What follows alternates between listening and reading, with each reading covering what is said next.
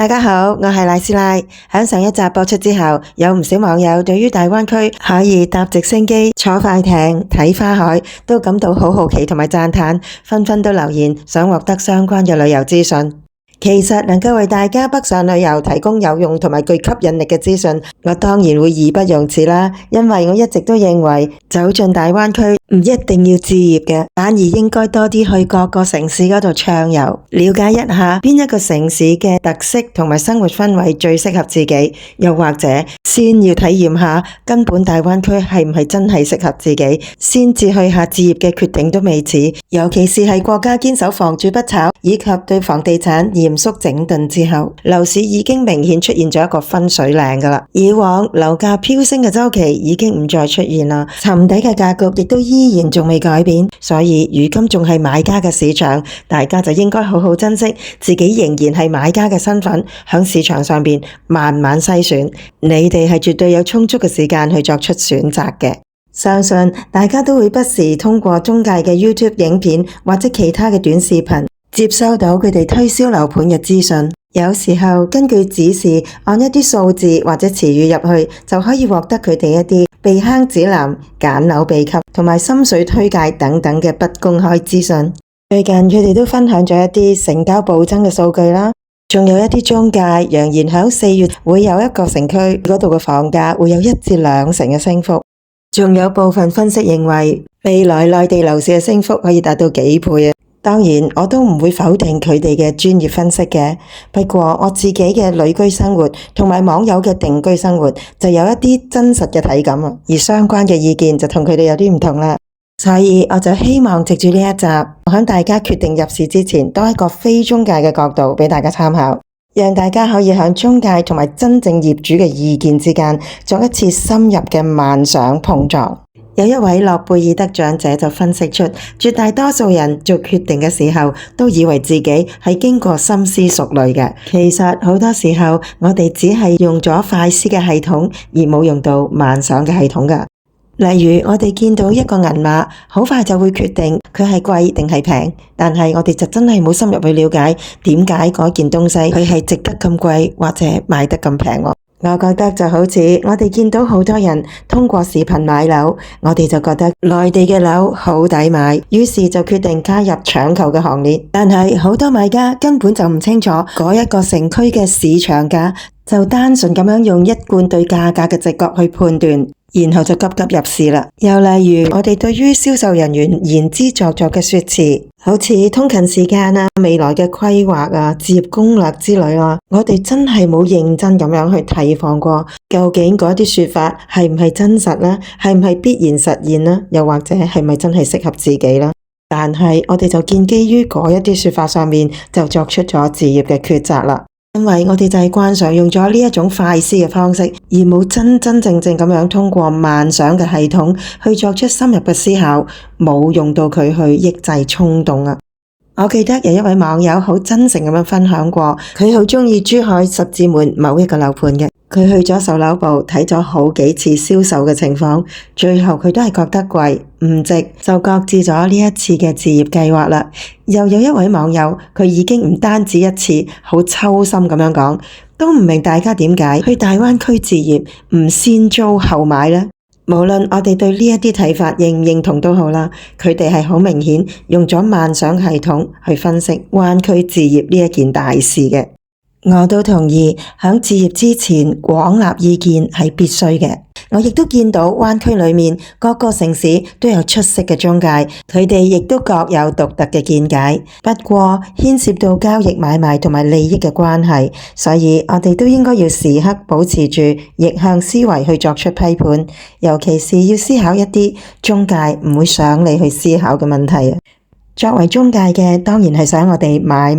啦，所以喺佢哋提供嘅任何嘅數據、論述同埋攻略等等，其實都係想引導我哋去買嘅啫。但係大家又有冇真正認真咁樣去問過自己，究竟係咪真係需要買呢？買嘅理由係乜嘢呢？係因為有自住嘅需要，抑或係想旅居嘅時候有一個固定嘅安樂窩，又抑或係人有我有不甘後人，定係因為大勢所趨超前部署呢？如果先租後買，認清某一個灣區城市、城區、小區，佢哋嘅真實情況同我哋嘅期望係唔係一致之後先至買，又得唔得呢？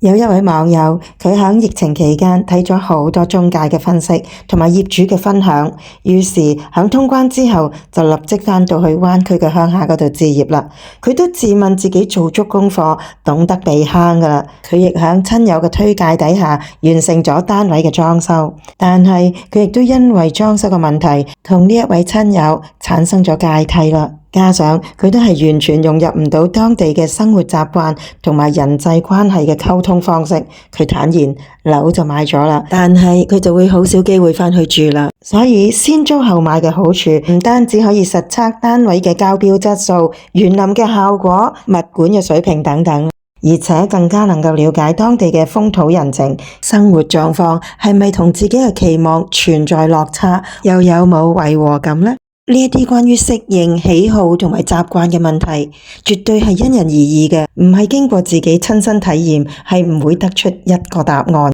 不過中介嘅任何攻略都唔會叫你先租後買嘅，佢哋反而會好努力咁樣教大家點樣去買。例如佢哋會強調某一個城市嘅某一啲板塊絕對係唔可以買嘅，好似中山嘅神灣啊、三鄉啊、坦洲啊、珠海嘅保稅區啊、航空新城嘅 B 片區、金灣濱海商務區、唐家北圍、平沙新城等等啦。唔買得嘅原因係呢一啲地方會住得唔舒服，流動性差，劈價都揾唔到接盤俠，冇投資價值。咁我就會問，究竟呢一個地方住得舒唔舒服，係邊個去定義呢？我哋有一位網友，佢就係買咗中山神灣一個單位，同丈夫一齊喺嗰度退休居住嘅。佢哋喺嗰度買咗車，去處理生活日常，同埋四周圍去旅遊。初期佢都會揸架車泊咗深圳鄰近落馬洲嘅停車場，然後就返到去香港嘅屋企打點下，少住幾日。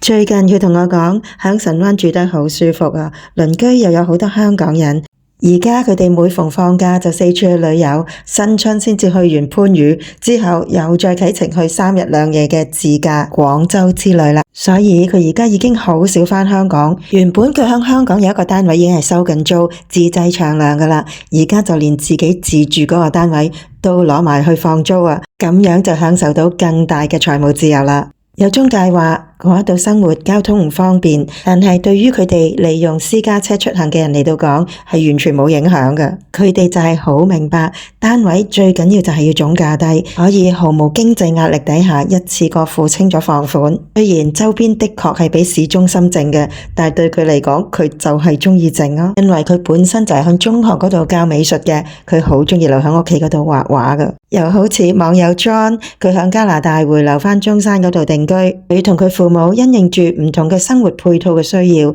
分別響中山唔同嘅小區嗰度置業。佢父母嘅單位就係靠近巴士站嘅，有3甲醫院，出行同埋睇醫生都係比較方便啦。而佢自己就慣咗揸車出行啊，所以佢就揾咗一個較為寧靜嘅小區嗰度置業啦。因為嗰一度嘅單價平啲，面積仲大啲添。其實佢哋同埋買咗神灣退休嘅嗰一位網友都一樣啦，佢哋都係緊守一個宗旨嘅，最緊要就係總價低去買入單位，升跌係唔在乎嘅，只在乎有一個可以配對到自己嘅生活需要、財務預算同埋喜好嘅單位，然後就好好咁樣打造一個自己嘅夢想家。而呢一個內地嘅單位就係佢哋四處出遊同埋退休之後嘅最終據點，剩翻落嚟嘅資金就用嚟去做其他嘅投資同埋享受人生啦。佢哋喺呢一個自住單位裏面，從來都唔講求投資回報，因為佢哋好明白喺內地買樓就要當係消費品咁樣買，就好似買一架車咁，因為有自用嘅需要，所以明知道佢最後都係會去到廢車場，唔會有任何投資嘅回報，都會去買。至於流動性方面，並唔係每一個購房者都有呢一個需要嘅，尤其是係一啲移居到內地退休嘅長者，佢哋之所以買樓，就係唔想承受租樓要搬遷嘅嗰種顛簸。正如有一位觀眾所講，佢用咗幾十萬喺大灣區嗰度買咗一個單位，作為退休自住之用嘅。呢一層樓佢就係打算住到老，唔會賣噶啦，所以佢完全唔會計較呢一層樓會唔會升值。另外有一位資深嘅網友，佢係陪住呢一條頻道成長嘅，而我哋亦都陪住佢哋兩夫婦經歷咗由住進大灣區感到彷徨不適應，到今日佢哋已經全然享受到灣區退休生活嘅整個歷程。佢係響珠海嘅邊郊平沙鎮嗰度置業嘅。你覺得樓盤嘅位置雖然係遠離市中心，但係就係勝在於合乎財務預算。佢哋除咗復診需要返香港之外，其餘嘅日子大多數都響本區或者珠海嘅市內嗰度流動。呢幾年認識咗兩位好好嘅滴滴司機，每逢要用車出行嘅時候，就會揾佢哋去接送。生活真係悠哉悠哉啊！佢哋就係用咗一筆可以存款支付樓價嘅資金去買咗呢一個退休嘅棲息地。買樓除咗因為可以冇壓力咁買得起之外，就係唔想有搬屋嘅憂慮。房屋嘅二手市場活唔活躍，有冇接盤俠，佢哋真心唔在乎。佢哋兩夫婦喺大灣區嗰度生活，睇埋中醫，一個月嘅生活費都只係需要6000蚊，所以佢覺得返到大灣區度過餘生係一個好明智嘅選擇。如果真係好有魄力，唔介意搬遷，又真係好講求流動性嘅話，以現時仍未復甦嘅市道嚟到講，絕大多數嘅房產都係易買難賣嘅。所以我覺得咁樣就不如租樓代替買樓啦，因為換樓連同裝修費、買賣交易嘅成本、持有成本，嗰一筆使費已經可以作為租樓嘅幾年租金啦。又如果大家真係想有較大機會實現到中介所講買入一個單位能夠投資保值嘅話，咁樣就必須要緊守兩個字啦，就係稀缺。因為內地房產盤源供應過剩嘅情況並唔係一刀切嘅，的確有好多城區佢哋嘅盤源係遠遠供過於求嘅，但係亦都有少部分嘅城區供應係好緊張嘅，盤源亦都無可複製嘅。而呢一啲單位就相對較具抗跌力啦，不過入場嘅門檻亦都相對較高，所以如果真正要購買呢一類單位嘅話，就真係要嚟一次靈魂拷問啦。究竟我哋走進大灣區置業嘅初心係乜嘢呢？係唔係真係為咗買樓投資嘅呢？用呢一筆資金投放喺內房作為投資嘅工具，又係咪明智嘅呢？同一筆資金放喺香港同埋外地，係咪會更加穩健，資金流動更加自由呢？有人話巴菲特係世界上第二聰明嘅人，因為第一聰明嘅位置就留咗俾佢嘅拍檔 Charlie Munger。佢之所以被譽為世界第一，係因為佢投資喺各方面都好出色啊。佢講過，佢會將佢遇到嘅投資項目放喺3個籃子裏面。第一個籃就係 yes， 可以投資嘅；第二個籃就係 no， 係唔可以投資嘅；第三個籃就係 too hard， 太難啦。而第3個籃子嘅投資項目就係最多專業人士向佢推介，而佢又係拒絕得最多嘅。因為佢只需要喺 yes 嗰個籃子裏面作出咗投資嘅行動，咁樣佢已經可以有好高嘅回報。而嗰一啲太難、太複雜嘅建議書，佢只需要用少少時間睇咗頭1、2頁就會放棄㗎喇。觀乎現時嘅內地房地產走勢，15-5規劃對量子技術、人工智能、機械人等等嘅科技範疇靠邊站。咁樣通過內地房地產作為投資工具呢一個方案，大家又會放喺邊一個籃子裏面呢？又如果大家手持300萬，你哋會用100幾十萬去灣區嗰度置業，然後將剩餘嘅資金投放喺其他範疇或者其他地方嗰度做投資啊？抑或會一筆過用呢300萬買入一個中介口中所講能夠投資保值嘅單位呢？不妨喺留言區嗰度留言，俾我哋呢一班港人業主同埋內地嘅中介知道一下大家嘅想法啦。呢一集嘅內容係我旅居灣區同埋響同業主之間交流之後所得返嚟嘅真實體會，希望大家可以響中介嘅說法以外，了解更多在地人嘅感受啊！今集我同大家分享就嚟到呢一度啦。如果你都想知道更多灣區嘅真面目嘅話，就請你訂閱我呢一條頻道咯。下一集見。